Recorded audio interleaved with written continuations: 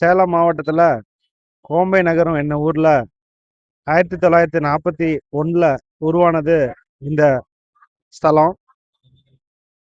ஆவணி மாதம் கடந்த 85 ஆண்டுகளுக்கு முன்பு சேரூராய மடையில் தொடங்கி சேலம் மாநகரத்திலும் வரட்டாற்று மேற்கு புறத்தில் ஊஞ்ச மரத்தடியில் மாடு மேய்க்கு சிறுவர்களால் விளையாட்டுத்தனமாக சிலை ஒன்று வைத்து பொங்கல் வலிச்சு படையல் செஞ்சு வந்தன. சிறுவர்கள் விளையாடிய சிலை நிலத்தை சீர் செய்யும் போது அறியாம சிலையை வாரி மண்ணோட மண்ணா ஆற்றுல கொட்டி விட்டன. அந்த சமயத்துல புதூர் மணிக்காரங்க பழனி கவுண்டர் மனைவி ஐயத்தம்மா வில்லு வண்டியில மலங்காடு நிலத்துல சொந்த தோட்டத்துக்கு தனது பெரிய மகனோட வீட்டுக்கு செல்லும் போது பகல் 1 மணி அளவில் கோமப்பட்டி அருகில் செல்லும் போது வெள்ளை சேலை அணிந்த ஒரு பெண்மணி வண்டி சக்கரத்தை விழுந்தது போல் தோன்ற தன் மகனிடம் வண்டி சக்கரத்துல ஒரு வெள்ளை சேலைக்காரி விழுந்தது போல் கண்டதை சொல்ல மகன் இறங்கி பார்த்துவிட்டு, அம்மா, பகலில் கனவு ஏதும் கண்டாயா? யாரும் விளைவிலவே என்று சொல்லிவிட்டு வில்லு வண்டியை வீட்டுக்கு சென்று விட்டனர். அன்று இரவு ஐயத்தம்மாள் கனவில் தாமரை போன்ற ஒரு ரதத்தில் ஒரு சிறுமி இறங்கி ஐயத்தம்மாவிடம், என்னை வரட்டாற்றில் வாரி மண்ணோடு மண்ணாக கொட்டி விட்டார்கள். என்னை எடுத்து நீங்கள் வைத்து பூஜை செய்து கொண்டாடி வழிபட்டு வந்தால் உங்களையும் மற்றும் இந்த இடத்தில் ஒரு ஊரை உருவாக்கி அந்த ஊர் மக்களையும் நல்ல வழியில் சிறப்பாக வைத்துக் கொள்கிறேன் என்று ஐயத்தம்மா கனவில் சொல்லத அவர் விழித்து கொண்டாராம். இப்படி 2-3 முறை கனவு கண்டு மறுநாள் கோமப்பட்டி வந்த ஐயத்தம்மா தான் கண்ட கனவையும் வெள்ளை சேலக்காரை வண்டி போல கண்டதையும் ஊர் பெரியவர்களிடம் சொன்னதற்கு அவர்கள், ஆமாம் அம்மா, மாடு மேய்க்கும் சிறுவர்கள் வைத்து விளையாடிய சிலைதான் வரட்டாற்றில் வாரி கொட்டு விட்டார்கள். அதான் சாமி உங்க கனவில் சொல்லியிருக்கிறார் என்று கூறினார்கள். இதுபோல் என்னிடம் கனவில் கண்டது சொன்னது போல புதுரான் வீட்டு நாராயண கவுண்டர், கந்தசாமி கவுண்டர் கனவிலும் சொல்லியிருக்கிறார். இவர்களும் ஐயத்தம்மாள் தனது தோற்றத்தில் வரும்போது அனைவரும் கலந்து பேசி புதூரான் வகைரா, வெண்ணந்தூர் வகைரா, கழுவராயன் வகைரா, பார்வதி வகைரா, சேலத்தாம் வீட்டர் வகைரா, மோட்டுப்பட்டையார் வகைரா இவர்கள் அனைவரும் ஒரு சிறு தொகையை வசூல் செய்து 4 8 என சேர்த்து மொத்தம் 17 ரூபாய்க்கு சேலம் செவ்வாப்பேட்டையில் சந்தைக்கு சென்று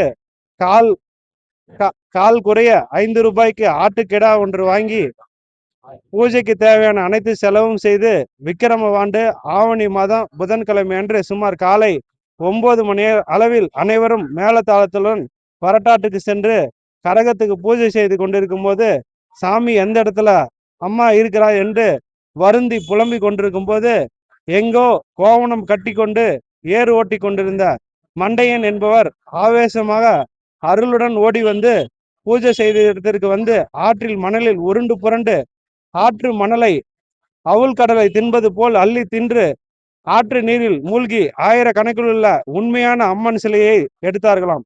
சாமி சிலையை எடுத்து கொண்டு அருளுடன் பச்சை கிழுவை மரத்தின் அடியில் சாமியை வைத்து விட்டார்களாம்.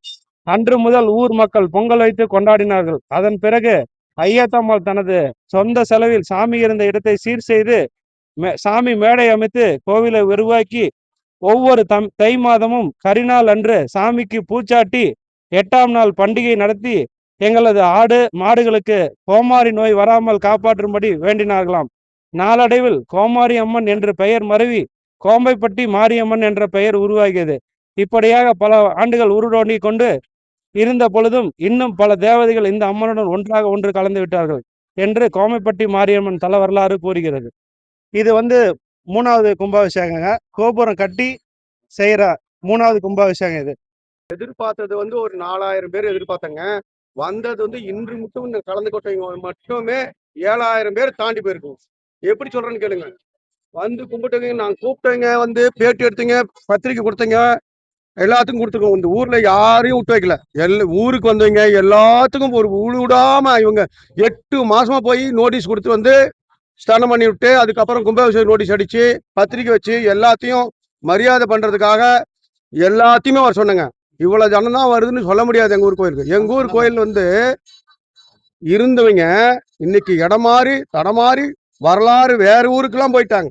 அந்த ஊர்ல இருக்கிறவங்க எல்லாம் இந்த பத்திரிக்கை படிச்சு நியூஸ் போயிருக்கு. அன்றைய காலகட்டத்துல புறாவில் அனுப்பிவிட்டாங்க செய்தியை. இன்றைய காலகட்டத்துல வாட்ஸ்அப்ல போகுது செய்தி, நெட்ல போகுது செய்தி. நெட்ல போய் நெட்டா போய் ஊர் விடாம போயிருச்சு. ஊர்ல இருந்து மட்டும் இல்லைங்க, வெளிநாட்டுல இருந்து வெளியூர்ல இருந்து எல்லா ஜனமும் இன்னைக்கு வந்துட்டாங்க. பார்த்த நாங்க வெறும் நான் ஒரு 5000 பேர் வருவாங்க அப்படின்னு ஒரு கணக்கு போட்டாங்க. எங்க ஊர் மாரியாயி ஒரு கணக்கு வச்சிருக்குங்க. அவளுக்கு யாருக்கு சொல்லணும்னு அந்த அம்மாவுக்கு தெரியும். அந்த அம்மா யார் யாரை கூட்டு வரணும்னு தெரியும். எல்லாரும் வந்துட்டாங்க.